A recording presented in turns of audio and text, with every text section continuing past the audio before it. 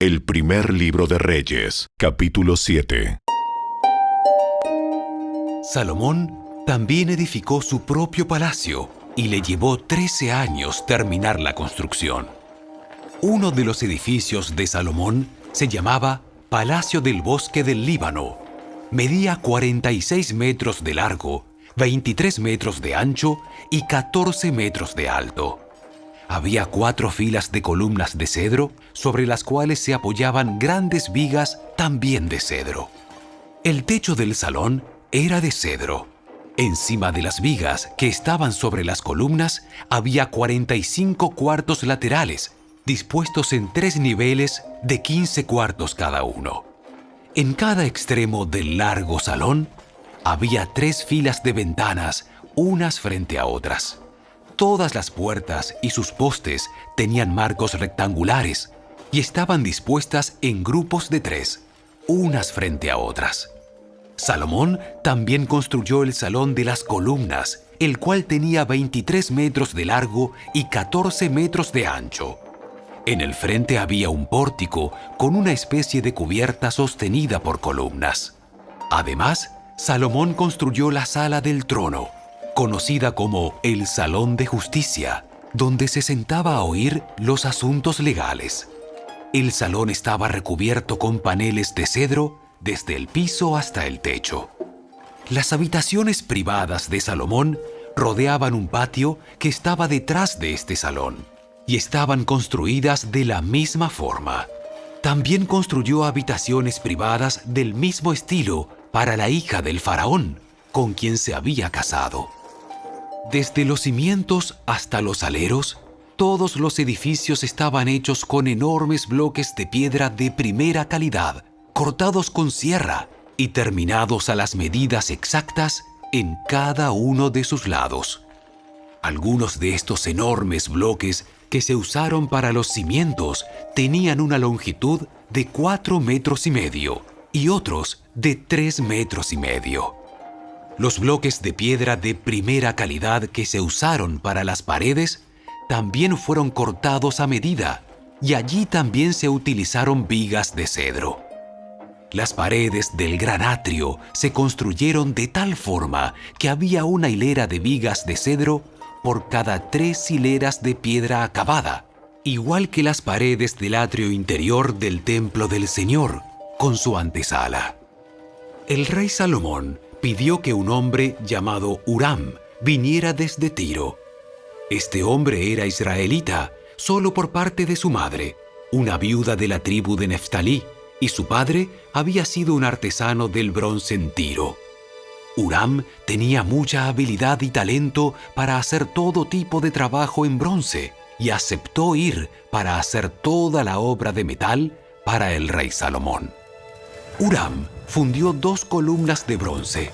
Cada una tenía 8 metros con 30 centímetros de alto y 5,5 metros de circunferencia. Para la parte superior de las columnas fundió capiteles de bronce. Cada uno tenía 2 metros con 30 centímetros de alto. Cada capitel estaba decorado con 7 conjuntos de enrejado y cadenas entrelazadas. También rodeó el enrejado con 2 filas de granadas para decorar los capiteles en la parte superior de las columnas. Los capiteles de las columnas que estaban dentro de la antesala tenían forma de lirios y medían 1,80 metros de alto.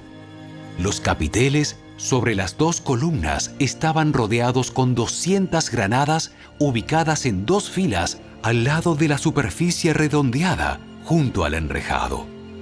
Huram puso las columnas a la entrada del templo, una hacia el sur y la otra hacia el norte. A la del sur la llamó Jaquín y a la del norte Boaz. Los capiteles de las columnas tenían forma de lirios.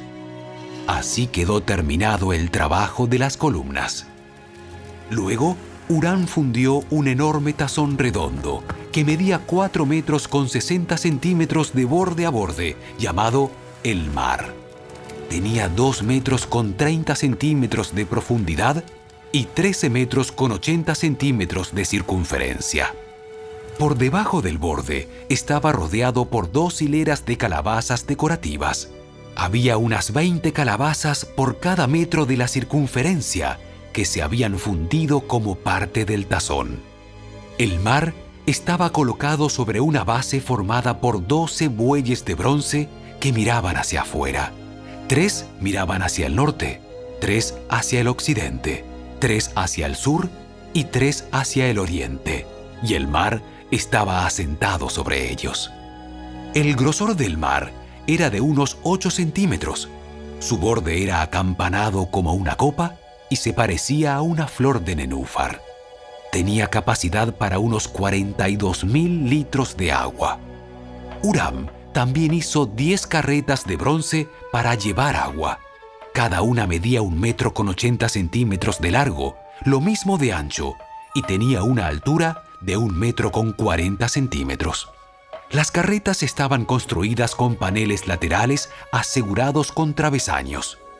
Tanto los paneles como los travesaños estaban decorados con tallas de leones, bueyes y querubines.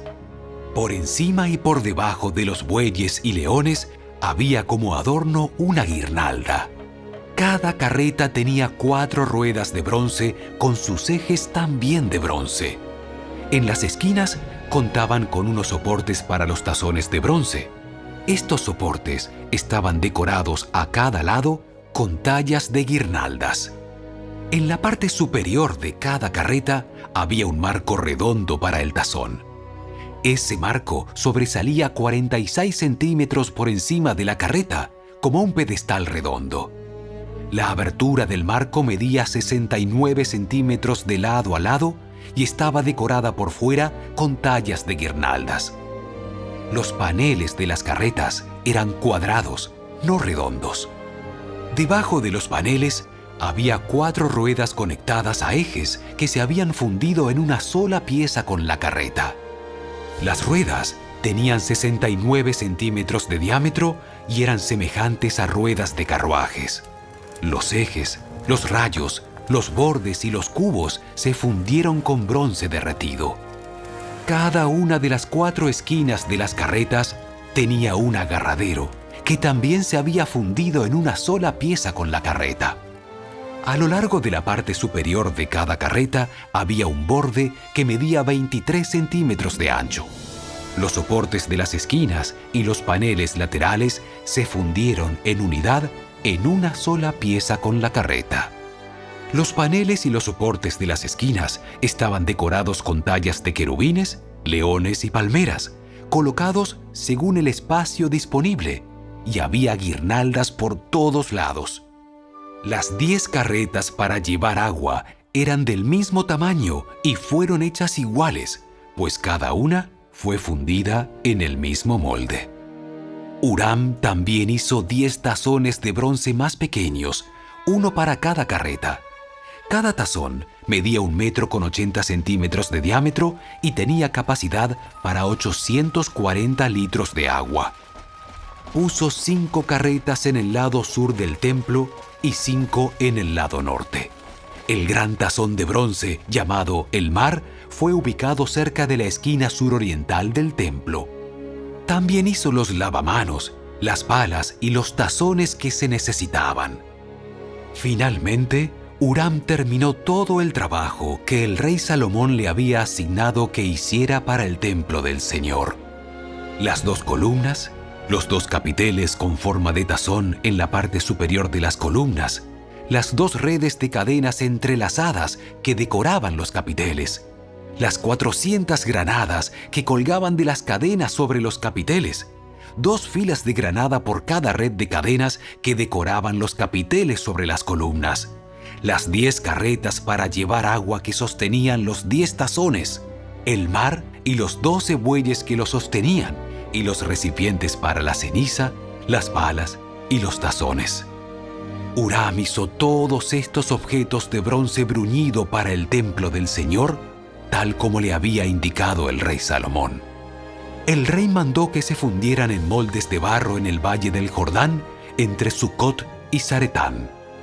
Salomón no pesó los utensilios porque eran muchos. El peso del bronce no se pudo medir. Salomón también hizo todo el mobiliario para el templo del Señor: el altar de oro, la mesa de oro para el pan de la presencia, los candelabros de oro macizo, 5 en el sur y 5 en el norte, frente al lugar santísimo, las decoraciones de flores, las lámparas y las tenazas, todo de oro, los cuencos pequeños, las despabiladeras para las lámparas, los tazones, los cucharones y los recipientes para quemar incienso, todo de oro macizo, y las puertas para las entradas al lugar santísimo y al salón principal del templo, con el frente revestido de oro. Así terminó el rey Salomón todo su trabajo para el templo del Señor. Luego trajo todos los obsequios que su padre David había consagrado, la plata, el oro y los diversos objetos, y los guardó en los tesoros del templo del Señor.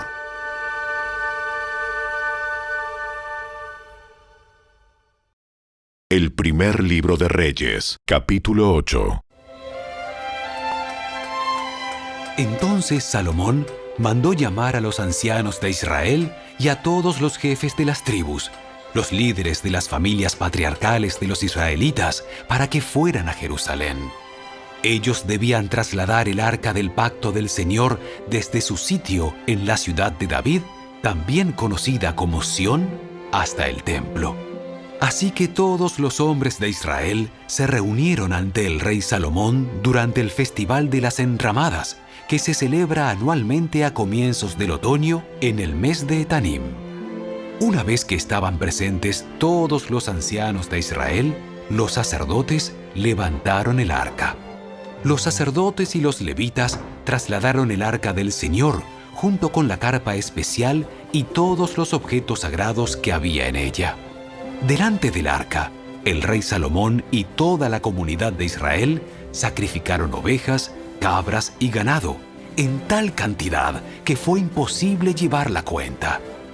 Luego, los sacerdotes llevaron el arca del pacto del Señor al santuario interior del templo, el lugar santísimo, y la colocaron bajo las alas de los querubines. Los querubines extendían sus alas por encima del arca y formaban una especie de cubierta sobre el arca y las varas para transportarla. Estas varas eran tan largas que los extremos podían verse desde el lugar santo, que está delante del lugar santísimo, pero no desde afuera, y allí permanecen hasta el día de hoy. Lo único que había dentro del arca eran las 2 tablas de piedra que Moisés había colocado en ella en el monte Sinaí, donde el Señor hizo un pacto con los israelitas cuando partieron de la tierra de Egipto. Al salir los sacerdotes del lugar santo, una densa nube llenó el templo del Señor. Los sacerdotes no pudieron seguir con la celebración a causa de la nube, porque la gloriosa presencia del Señor llenaba el templo del Señor. Entonces Salomón oró: Oh Señor, tú dijiste que habitarías en una densa nube de oscuridad. Ahora te he construido un templo glorioso, un lugar donde podrás habitar para siempre. Luego, el rey se dio vuelta hacia toda la comunidad de Israel que estaba de pie ante él, y después de bendecir al pueblo, dijo: Alabado sea el Señor, Dios de Israel, quien cumplió la promesa que le hizo a mi padre David, pues le dijo a mi padre: Desde el día en que saqué de Egipto a mi pueblo Israel, nunca escogí una ciudad de ninguna de las tribus de Israel como el sitio donde se construyera un templo para honrar mi nombre. Pero he elegido a David para que sea rey de mi pueblo Israel. Después, Salomón dijo: Mi padre David quería construir este templo para honrar el nombre del Señor, Dios de Israel. Pero el Señor le dijo: Tú querías construir el templo para honrar mi nombre. Tu intención es buena, pero no serás tú quien lo haga. Será uno de tus hijos quien construirá el templo para honrarme. Ahora el Señor ha cumplido la promesa que hizo, porque he llegado a ser rey en lugar de mi padre, y ocupo el trono de Israel, tal como el Señor lo prometió. He construido este templo para honrar el nombre del Señor, Dios de Israel.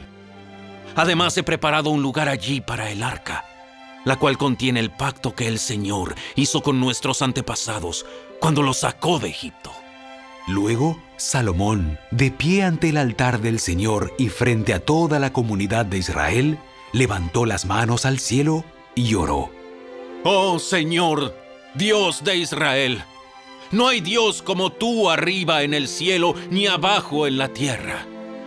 Tú cumples tu pacto y muestras amor inagotable a quienes andan delante de ti de todo corazón.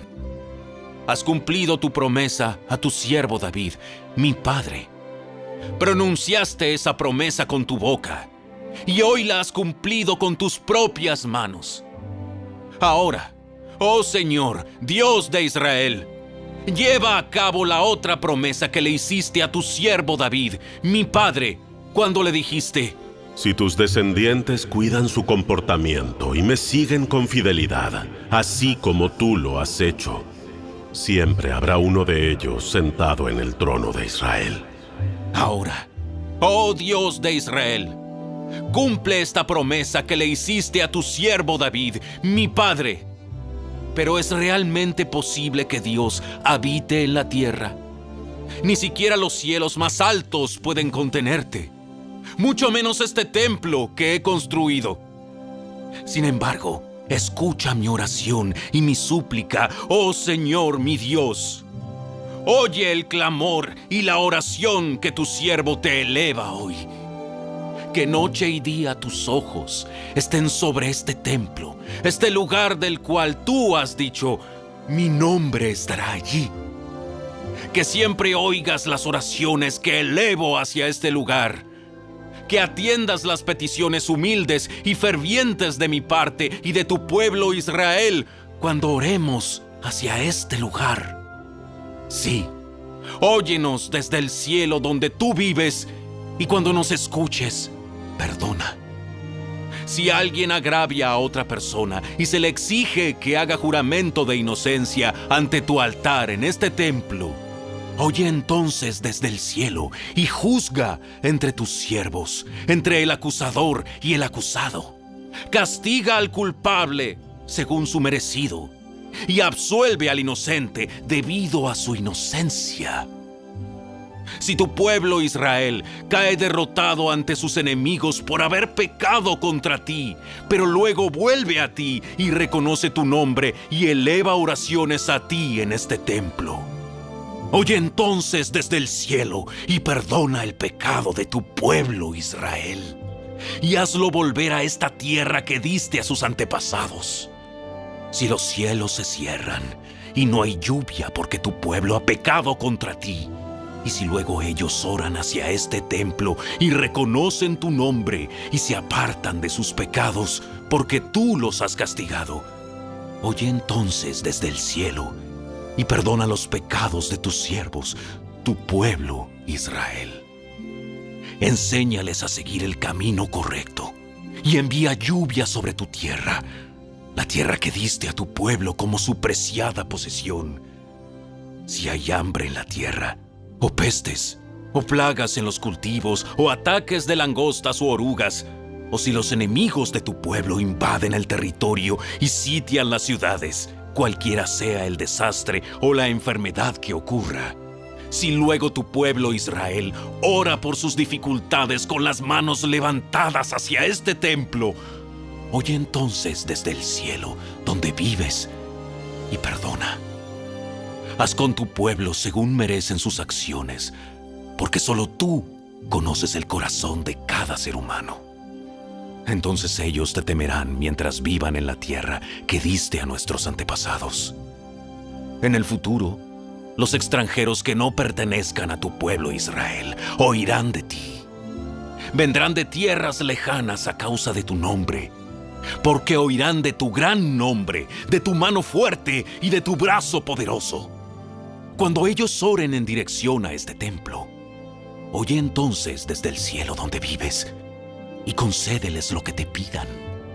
De esa forma, todos los habitantes de la tierra llegarán a conocerte y a temerte, igual que tu pueblo Israel. También sabrán que este templo que he construido honra tu nombre. Si tu pueblo sale a donde tú lo envías a luchar contra sus enemigos, y si ora al Señor en dirección a esta ciudad que has escogido y hacia este templo que yo he construido para honrar tu nombre, oye entonces desde el cielo sus oraciones y defiende su causa. Si ellos pecan contra ti, ¿y quién nunca ha pecado? Tal vez te enojes con ellos y permitas que sus enemigos los conquisten y los lleven cautivos a su tierra, ya sea cerca o lejos. Sin embargo, tal vez en esa tierra, donde estén desterrados, se vuelvan a ti arrepentidos y oren así: hemos pecado, hemos hecho lo malo y hemos actuado de manera perversa. Si ellos se vuelven a ti con todo el corazón y con toda el alma en tierra de sus enemigos y oran en dirección a la tierra que diste a sus antepasados, hacia esta ciudad que escogiste y hacia este templo que he construido para honrar tu nombre, oye entonces sus oraciones y su petición desde el cielo donde vives y defiende su causa. Perdona a tu pueblo que ha pecado contra ti. Perdona todas las ofensas que haya cometido en tu contra. Haz que sus captores le tengan compasión, porque es tu pueblo, tu posesión más preciada, que sacaste de Egipto, ese horno para fundir hierro. Que tus ojos estén abiertos a mis peticiones y a las peticiones de tu pueblo Israel. Que los oigas y les respondas cada vez que clamen a ti. Pues cuando sacaste a nuestros antepasados de Egipto, oh Señor soberano, le dijiste a tu siervo Moisés que habías apartado a Israel de todas las demás naciones de la tierra para que fuera tu posesión más preciada. Cuando Salomón terminó de elevar estas oraciones y peticiones al Señor, se puso de pie frente al altar del Señor, donde estaba arrodillado con las manos levantadas al cielo. De pie, bendijo en voz alta a toda la congregación de Israel, diciendo: Alabado sea el Señor, quien ha dado descanso a su pueblo Israel, tal como lo prometió. No ha faltado ni una sola palabra de todas las promesas maravillosas que hizo mediante su siervo Moisés. Que el Señor, nuestro Dios, esté con nosotros como estuvo con nuestros antepasados. Que nunca nos deje ni nos abandone. Que ponga en nosotros el deseo de hacer su voluntad en todo y de obedecer todos los mandatos, los decretos y las ordenanzas que dio a nuestros antepasados. Y que esta oración que hice en la presencia del Señor esté delante de Él continuamente, de día y de noche, para que el Señor, nuestro Dios, haga justicia conmigo y con su pueblo Israel, según las necesidades de cada día.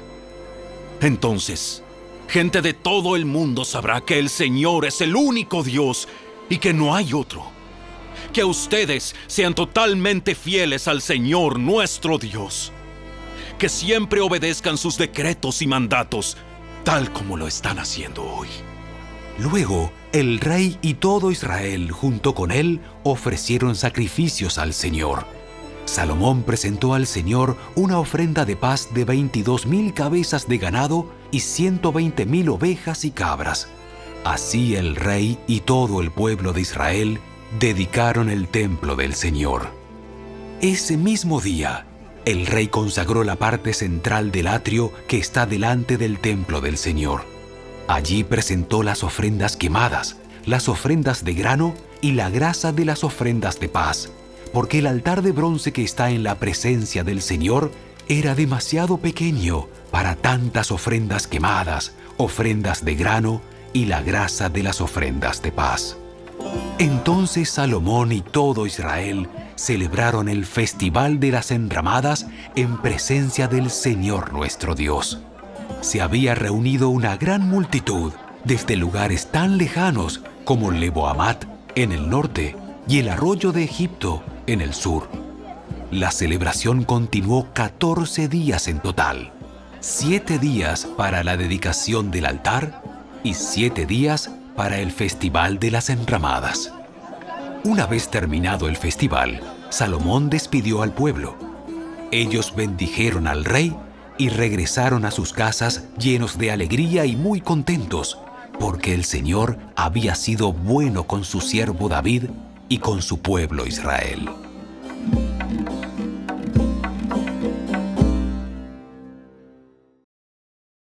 El libro de Salmos, capítulo 11. Yo confío en la protección del Señor. Así que, ¿por qué me dicen, vuela como un ave a las montañas para ponerte a salvo? Los malvados ponen las cuerdas a sus arcos y acomodan sus flechas sobre las cuerdas. Disparan sobre las sombras contra los de corazón recto. Cuando los fundamentos de la ley y del orden se desmoronan, ¿qué pueden hacer los justos? Pero el Señor está en su santo templo. El Señor aún gobierna desde el cielo. Observa de cerca a cada uno y examina a cada persona sobre la tierra. El Señor examina tanto a los justos como a los malvados y aborrece a los que aman la violencia. Hará llover carbones encendidos y azufre ardiente sobre los malvados, y los castigará con vientos abrasadores, pues el Señor es justo y ama la justicia. Los íntegros verán su rostro,